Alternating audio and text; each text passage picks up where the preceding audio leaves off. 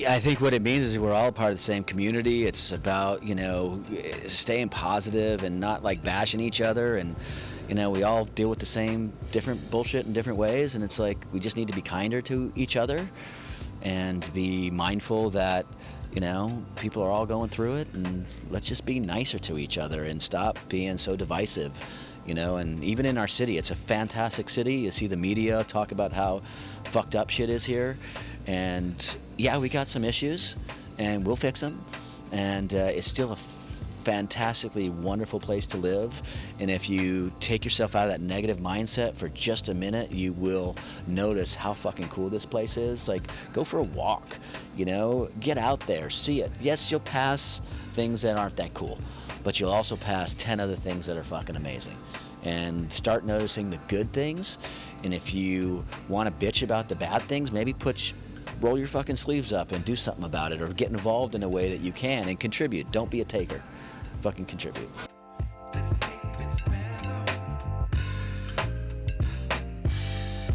That was Michael Spike Krouse, owner of Madron Art Bar.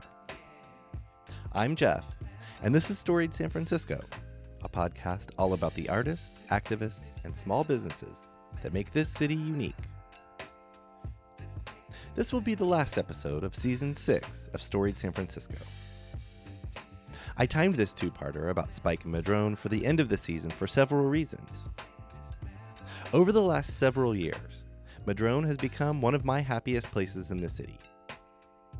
And so I teamed up with Spike to host a Season 6 Wrap Party Happy Hour, which will be at Madron tomorrow night from 6 to 9 p.m. Because I want this to be a special occasion, I've invited all the guests of this podcast, some 150 plus people who are still around. Many of them have told me they'll be at Madron tomorrow, so this will be your chance to connect with these rad humans you've met over the last 7 years of this show. Brenda's Meat and Three will be out in the parklet serving up jambalaya, and Aaron Hammerman of the Deep Basement Shakers will be tickling the ivories. I really hope you can make it. Back to this episode. In it, Spike talks about moving to the city, the various bartending jobs he's had over the years, his art, and the story of how he came to own and operate Madron Art Bar. Here's Spike. Yeah, I was like, I know where I'm going to need to be when I'm there. It's gonna tell me. Right. So I did all the cities, and I was like, San Francisco's where I need to be. Okay. Did you actually go to the others? I did. I spent, a week or two, if not more, in each city. I was on the road for 2 months. You did a little West Coast sampler. Yeah, I did a little sampler. I love that. And I was like, the middle one is where it's at. Okay. And so this was early 90s. Yeah, this was in 1993. Okay. And can you speak to, and this is kind of what this podcast is, what was it about San Francisco, especially compared to, Vegas and the other four cities we talked about?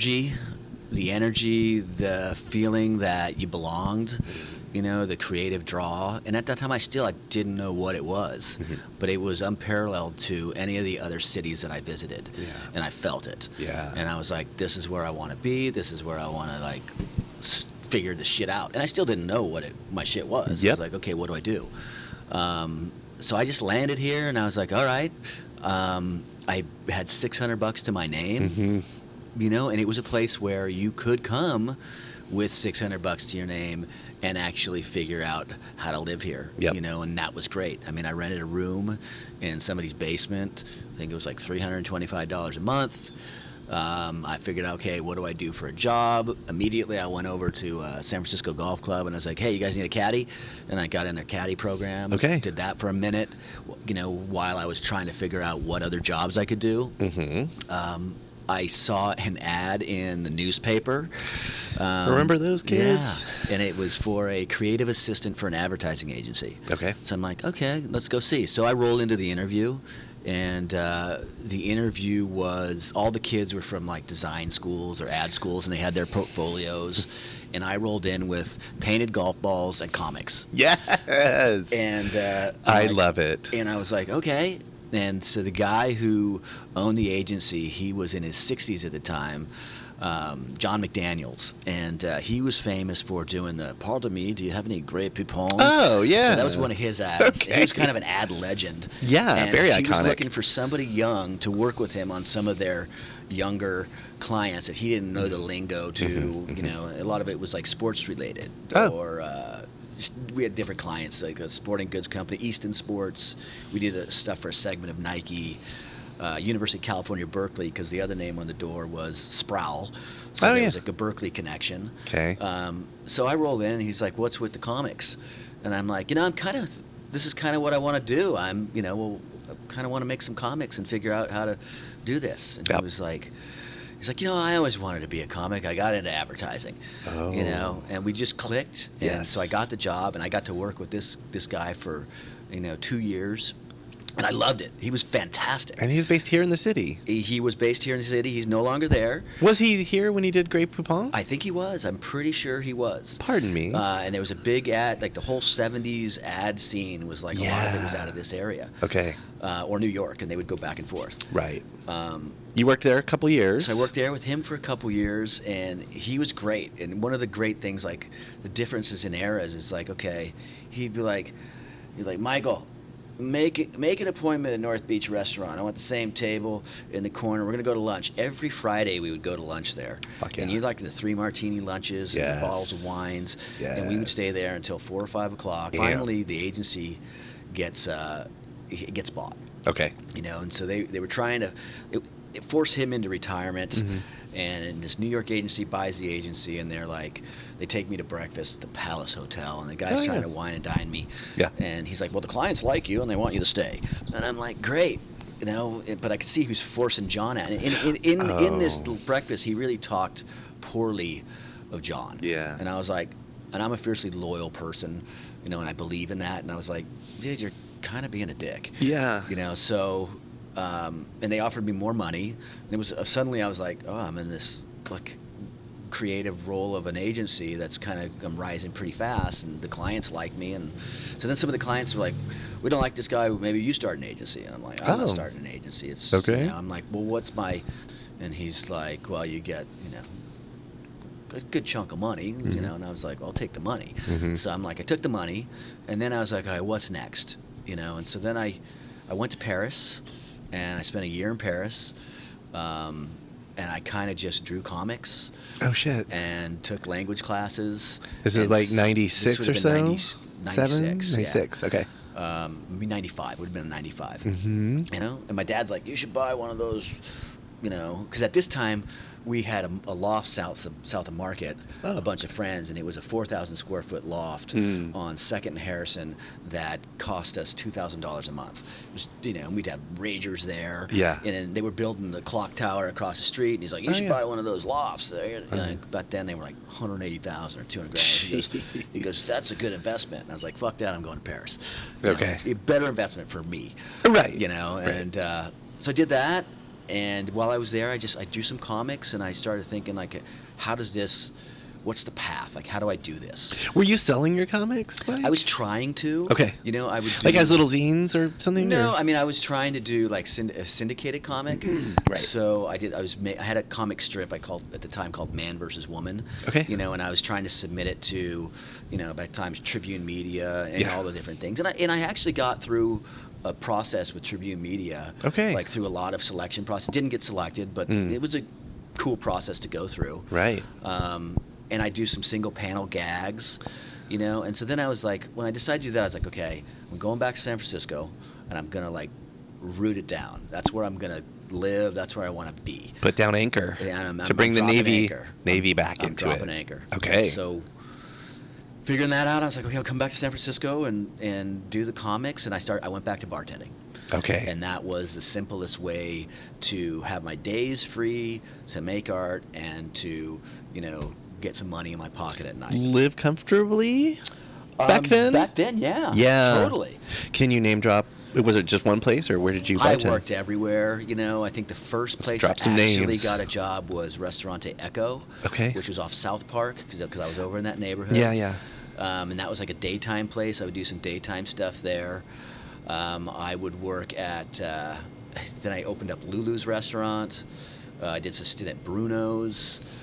So I was kind of like all over the place wherever I could get a gig. Mm-hmm. There was Jack's Bar on, which is now the Boom Boom Room. Oh, yeah. On Fillmore. So I was just wherever, anywhere, and I would just draw my comics in the daytime and pick up bar shifts. I love it. And so I was doing that for a while, and then still just sending out comics. And I remember I was trying to send them to the New Yorker magazine, and I'm not getting any love or any return. I'm just getting rejections back. It's fine. But then one day I'm like, a big giant package with a bottle of wine in it with some comics. Oh, shit. And at the time, the art editor, Lee Lawrence, I was like, I got to get him to open it. I got to get a conversation. Like, what can I do to improve? Yep. And so I'm like, hey, did you guys get these comics? And she's like, oh, honey, we get thousands of comics. I don't know, fuck am I supposed to know which one's yours? And I'm like, it had the bottle of wine. And she's like, oh, Lee's drinking it right now. And I'm like, great. And so she passes me through, and he's like, yeah, kid, thanks for the wine. And I was like, hey, I'm going to be in New York, later this month. Is it possible to just stop in and have a conversation? He's like, yeah, come on in. Oh. So I got an invitation, and I Excellent. got to go in, and I got to see, witness one of their art planning meetings. Okay. So it's around the table, and they're discussing, like, the theme of the issue, like, 4 weeks down the road or whatever it was. And around the table, he was like, look around this table. These aren't just comics. They're Pulitzer Prize-winning playwrights. Oh, wow. They're authors that also do this. Right. And he goes, and you're young. He goes, you should go experience life. And when you experience life, that'll come into your work. And Sage advice. Yeah, and he goes, and also he goes, pick up a paintbrush, paint, try other things. He goes, and there's a path, and all these things will make everything you do better. And I was like, okay, cool. So then I came back, and I was like, I guess I'll pick up a paintbrush. Okay. And I picked up a paintbrush, and then I kind of totally went a different direction with that. And then I ended up at the Art Institute. Oh.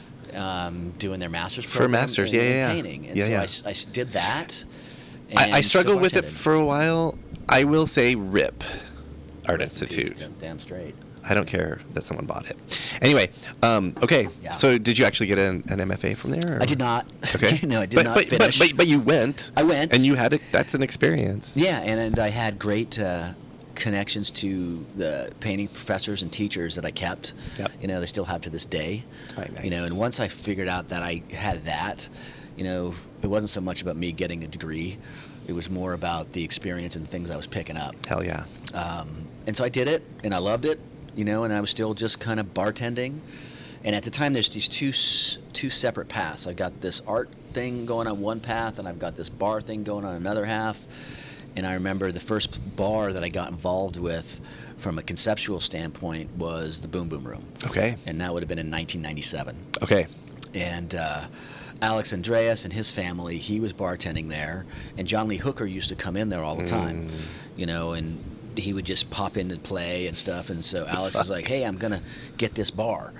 I want you to be involved. Was it still Jack's at the time? It was still Jack's at the time. Okay. And so he took it over, and he had asked me to come in and help him open up the bar. Okay.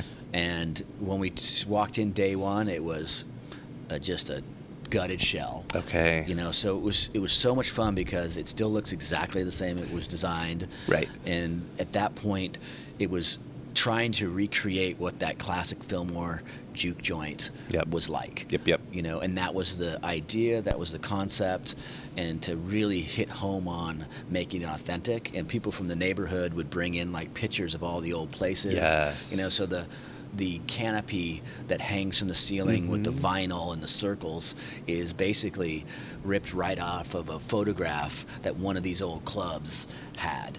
So we were just like, what can we do that's going to give it an authentic feel? And I still to this day, and that bar's been there for 25 years. Right. It's still pretty damn authentic. Yeah.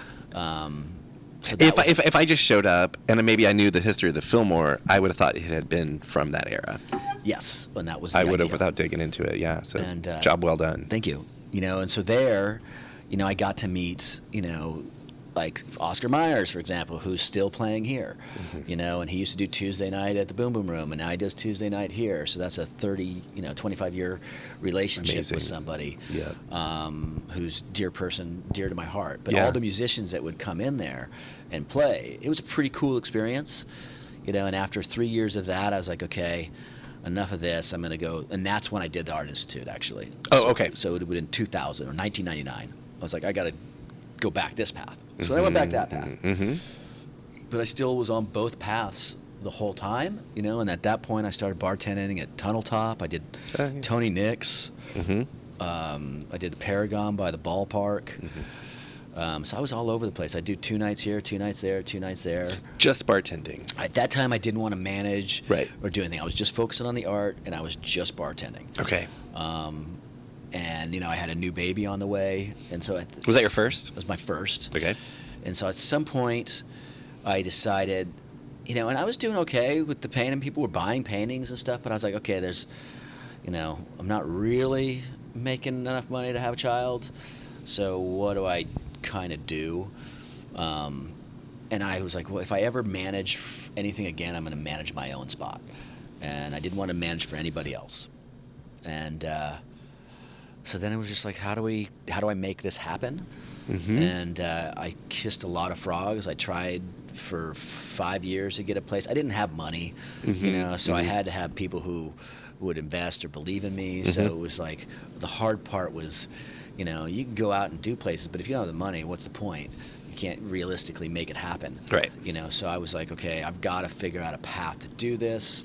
So you had to come up with a vision of what the place would be, I'm I had to guessing, have a vision of what to I get wanted. that money. I was also confident enough that I thought that if I found a place, I could create something for that place that would work in that location. And I think each location, you can't force an idea onto a particular location. The location is going to force what it needs to be. I love that. And that's the way I kind of approach things. The location and the neighborhood? And that's one and the same. Yeah, right. They're together. You can't separate the two. Right. Which is what, this place ultimately becomes. Is that this place thrives because of the location that it's in. Yeah, no, so I looked at a lot. But I also didn't think, I also just wanted a place that I could supplement my income, because I wasn't going to stop making work. Right. It wasn't like I was like, this is going to be my thing. I want it to be, it could be a neighborhood bar. I mean, like the first one I failed and missed on, realistically, was the Altry. Oh, And so I used to walk from my apartment to go to Tunnel Top daily on my shifts, and I'd stop in and see Bobby at the Altry, and I was like, I could do a little bar like this. I could work it myself. I could get supplemental income. I could have my career in art, and this would be all I need. It wasn't like I was like visions of grandeur. I was just like, I just want to be able to stay in the city. I want to be able to afford living here as things were getting, we're going through .coms, and things are starting to get expensive. And kid on the way. Yeah, and things are changing. So I was like, hey, Bobby, when you retire, do you want to sell the bar? Oh, well, yeah, I'll sell it, but not till I'm fucking ready. I was like, okay, Bobby, cool, whatever. Well, then, Did you live over there? At that point, I was living in an apartment off of Polk Street, so I would walk down Bush and then cut over and go into the Tunnel Top. Okay. And finally, one day, he walks into the bar, and he's just like, all right, I've decided. When I'm done, I'll sell it to you, but not until I'm done. And I was like, cool. And then a month later, he passed away. Oh, shit. So then it went into the family, the trusts, But it was just a verbal thing. Yeah. It didn't end up happening. Okay. That was Altry? That was the Altry. Okay. And that would have been in probably 2002. Okay. Something like that. Yeah. So I just kept like kissing frogs and trying. Yeah. And then this place kind of came around. And this place has a fascinating history. Let's hear that. Yeah, let's talk about Madron. So for sure. I bought it in 2008. So it's 20 years, 4 years not of me. So Okay. it was the Madron Lounge. Okay. And I would come over this neighborhood. At that point, we had the Independent had just opened. I would come over before that to the Justice League. The 90s was the Kennel Club. So I was very familiar with this neighborhood. I mean, the Justice League I would go to often. What about Brothers Barbecue? Brothers Bar, yeah, they was there. And I also knew the history of this neighborhood musically because of my time in the Fillmore. at the Boom Boom Room at Jack's, you know, and knowing a lot of those older musicians who, you know, rest in peace, are no longer with us. You know, like the Louis Madisons and the Jackie Ivory, and you know, these are people who are all in the Rock and Roll Hall of Fame as rhythm and blues artists. Right. You know, I mean, Louis Madison wrote, you know, 4 of James Brown's greatest hits he sold for $5,000. Wow. You know, I Feel Good, Please Please Please, Try Me, It's a Man's World, $5,000 for the rights to all of them. He died in a residence hotel. So there was a lot of taking advantage of people. Right.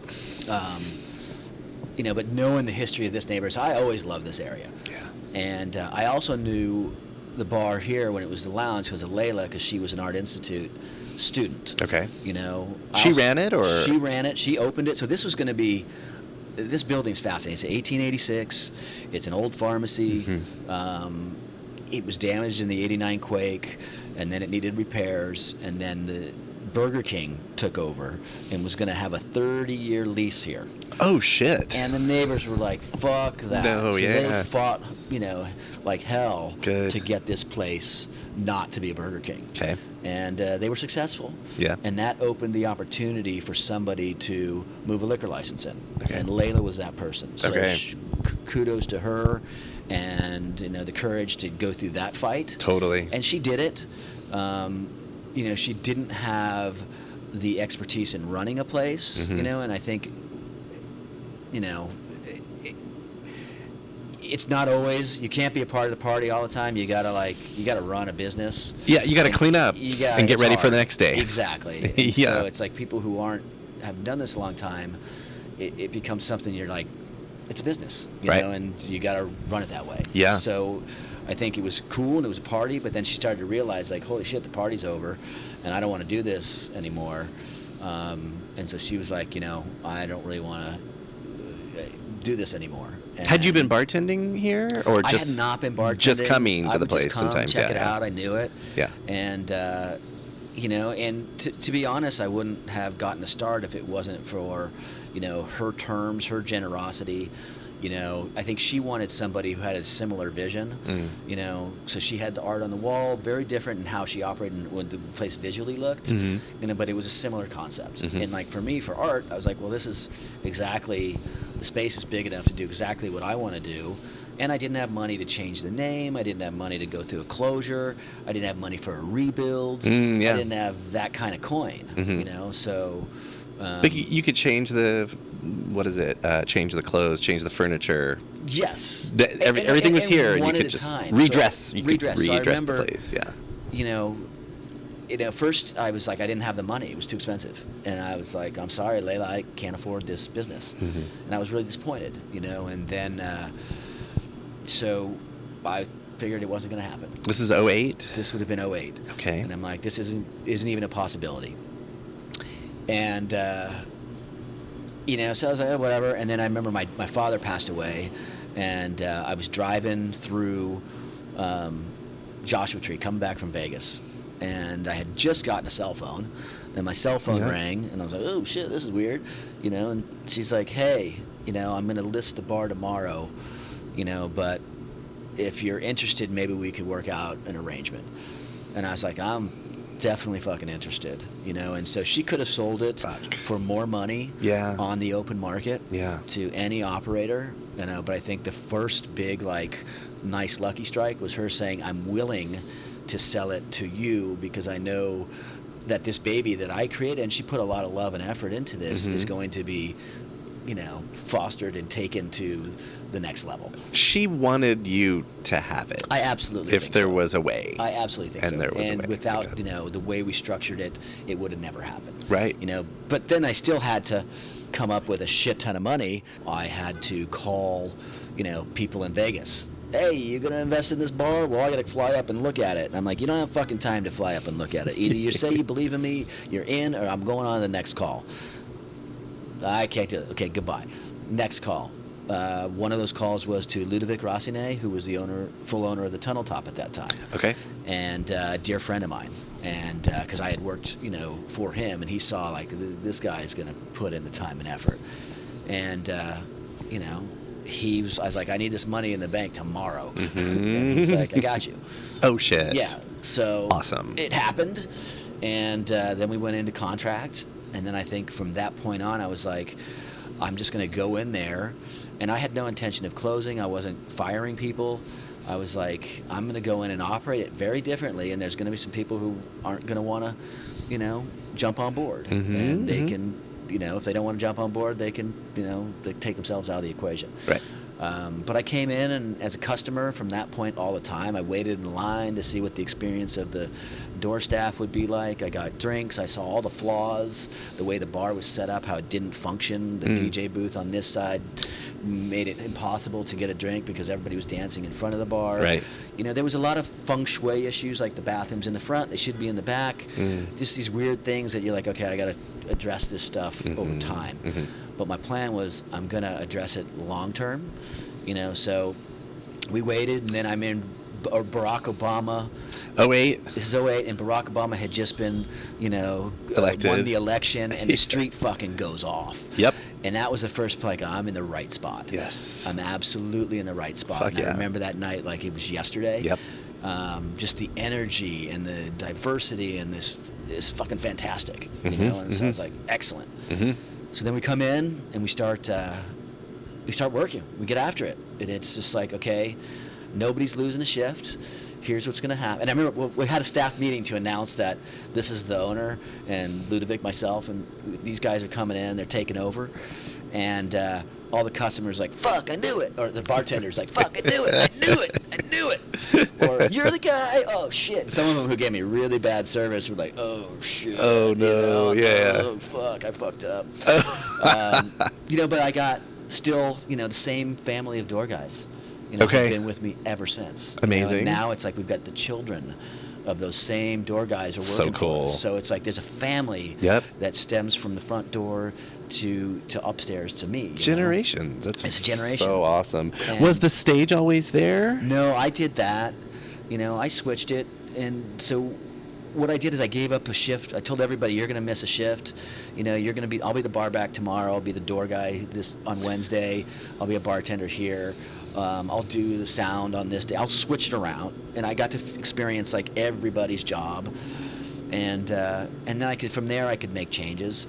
So about once I experienced it as it was behind the scenes for hours. You can come into a place and you can drop in and parachute in for an hour, and you might have a great experience. You're not going to get the full experience of a 6-hour shift Of doing it.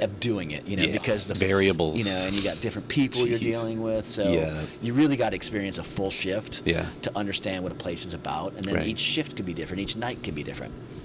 So then it was that. And then I started to see some of the change. First changes was like obviously sound system and feng shui, and making the bar functionable. So I was like, I ripped out the back of underneath the bar, the back bar, and changed that so we could make drinks and make them quickly, right? Because that's where we need to get revenue. Yeah. And then how does the room flow? And then it was like, well, let's put the stage here and flip the room, and that way it creates this energy people walk into, and there's like, holy shit, I'm smacking this vibe. Yeah. So it wasn't the idea of how you're supposed to design a place, but when you're forced with getting creative, you work with what you have. Totally. And it ended up being a blessing in disguise. So. Well, there's a lot I still want to get to. We are running a little long on time, so I want to wrap a couple things up. I discovered Madron way too late in my life. Like, I'm glad I found it, but it was 2018, 2019, because I didn't live over here. Once I found it, boom, and then I ended up moving a lot closer, and we come here all the time. I have told my wife and our friends, if y'all served food, I would never leave this place. And I'm not just kissing your ass here. Yeah. It's like all the thought and intention that you put into it, I think, totally shows. Oh, thank you. The space, the bartending, which is excellent. Not just where the stage is, but the acts that you have. Right. All of it. So thank you for creating this amazing space. Thanks. Do you want to, there's a lot of history to cover, I guess 16 years of you running it. So maybe a condensed version, highlights, I don't know, pandemic. Shit. I met you, but not in this context. There's so much. I mean, there's so many different variables that come into this place, and it's such a different vibe, different times of the day. You know, the way we switch from pianos to DJ dance party, and people are like, oh, it's too young. I'm like, well, it's young Friday, Saturday after 10 p.m. But, you know, you come in here, there's in the early part of the day, it's like I've got a group of women called the Madronettes who all met here as single, you know, as individual women coming into a bar because they felt safe, and there's like 10 of them, and they age from, you know, 25 to 75. Amazing. And they're here all the time, you know. And yep. It's become a community hub. It's centered in the neighborhood. You know, there's so many people who, like, I just think of like the hits. It's like, I want to find out how many children have been born from the people who have met here, how many marriages. Yeah. You know, I was just about 2 months ago, I'm upstairs and I'm probably making dinner for my kids, and Chris texts me and goes, yo, you got to get down here. There's like an impromptu wedding happening right in the bar. And this couple, these two women, and they met here, and they decided that they were going to come here and fucking get married here without telling us. It's that kind of place, if I may. It was so awesome. Yeah, you know, so and then great. They had a party. And there's also, like, it's not the overall vibe, but there's little bits of New Orleans here. Definitely got a New Orleans vibe. Yeah, and that's just that, you know, I had never even been to New Orleans before I created this. Oh. So, I mean, that kind of just happened organically. Yeah. Afterwards, I've been there many times. I definitely see it. It's the music. People want to have fun. You want to be in an unpretentious environment. You know, it's a place where you can hopefully meet somebody, you can talk, you can feel at ease, you know, and just enjoy yourself. Well, to me, New Orleans is culture and community. Absolutely. A lot of difficulties there, but like that's the spirit. Yeah. And that's this place. I agree with that. Absolutely. Okay, well, thank you. I do want to wrap with every season on this podcast, we have a theme. And this season, our theme is We're All In It. And I'm noticing that because I do end all the episodes like this, our entire conversation, well, after a certain point, has spoken to that. But hearing that, I just want to know, what does that mean to you? We're all in it.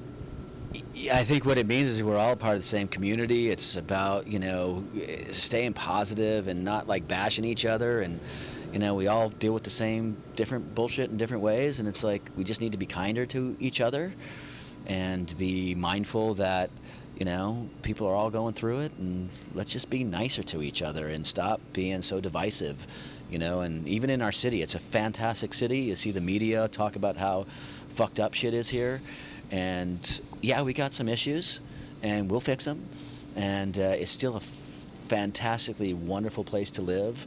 And if you take yourself out of that negative mindset for just a minute, you will notice how fucking cool this place is. Like, go for a walk, you know, get out there, see it. Yes, you'll pass things that aren't that cool, but you'll also pass 10 other things that are fucking amazing. And start noticing the good things. And if you want to bitch about the bad things, maybe roll your fucking sleeves up and do something about it, or get involved in a way that you can and contribute. Don't be a taker. Fucking contribute. That was Spike Krouse from Madron. That's it for season 6. I hope you've enjoyed all 21 regular podcasts and 8 bonus episodes. I've sure had a blast bringing them to you. I'll be back at it in October with the first episode of season 7, something I'm very excited about. In the meantime, subscribe to Storied wherever you're listening. Go to our website and sign up for our newsletter. And be sure to tell all your friends about the amazing humans and really incredible places we cover on the show. Thanks so much. Music for Storied San Francisco was produced, performed, and curated by Otis McDonald. Aaron Lim of Bitch Talk Podcast is our contributing producer. And the show is produced and hosted by me, Jeff Hunt. Now in our 6th season, we have more than 220 episodes available on our website, storiedsf.com, or wherever you listen to podcasts. If you're able to, please rate and review the show. Drop us a line at storiedsf@gmail.com and follow us on Instagram and Threads @storiedsf. Thanks for listening. Keep it wacky, weird, healthy, and creative out there, and we'll see you next time on Storied San Francisco.